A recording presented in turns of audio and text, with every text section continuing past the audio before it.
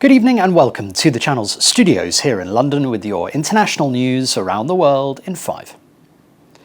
Joe Biden says yesterday's massive attack on a hospital in Gaza was caused by the other team and that it was not Israel. I was deeply saddened and outraged by the explosion at the hospital in Gaza yesterday. And based on what I've seen, it appears as though it was done by the other team, not you. He was speaking alongside Israeli Prime Minister Benjamin Netanyahu at a press conference in Tel Aviv.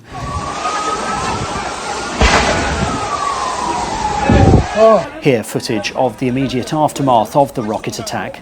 The Palestinian Health Ministry has said 471 people were killed in the blast, the deadliest single attack since the conflict began, with 314 people injured. Russia's President Vladimir Putin has discussed Ukraine and the conflict in the Middle East at talks with the Chinese president. Mr. Putin said common threats would only strengthen cooperation between China and Russia. It's after he was given the red carpet treatment at a global summit in Beijing. Hosted by Xi Jinping, the meeting celebrated 10 years of his signature foreign and economic policy, the Belt and Road Initiative.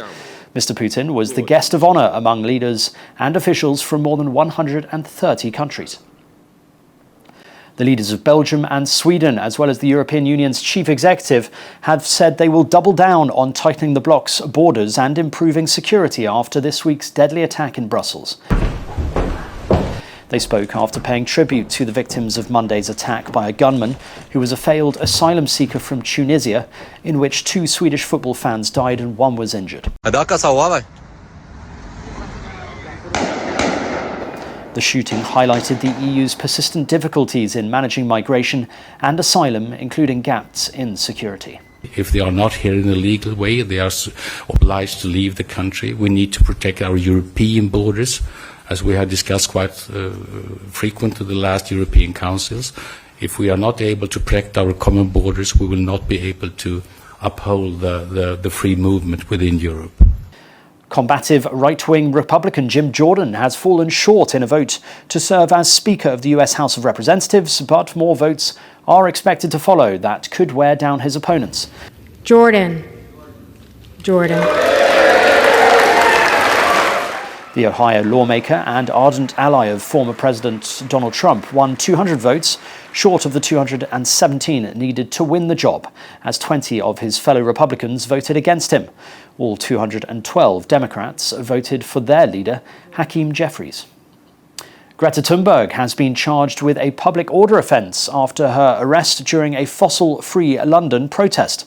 Politicians are making deals and compromises with lobbyists. The 20-year-old is accused of breaching a Section 14 order that police put in place outside a hotel in London where oil executives were meeting on Tuesday. The climate change activist was among protesters who gathered to object to an Energy Intelligence Forum event. And a group of students from the Technical University of Eindhoven have successfully completed a grueling 1,000-kilometre test drive over Morocco's challenging terrains. Driving what they believe to be the world's first off-road solar vehicle called Stella Terra, the team navigated through arid riverbeds, dense forests, steep mountain trails and loose desert sands to highlight the potential of robust, sustainable transport technology.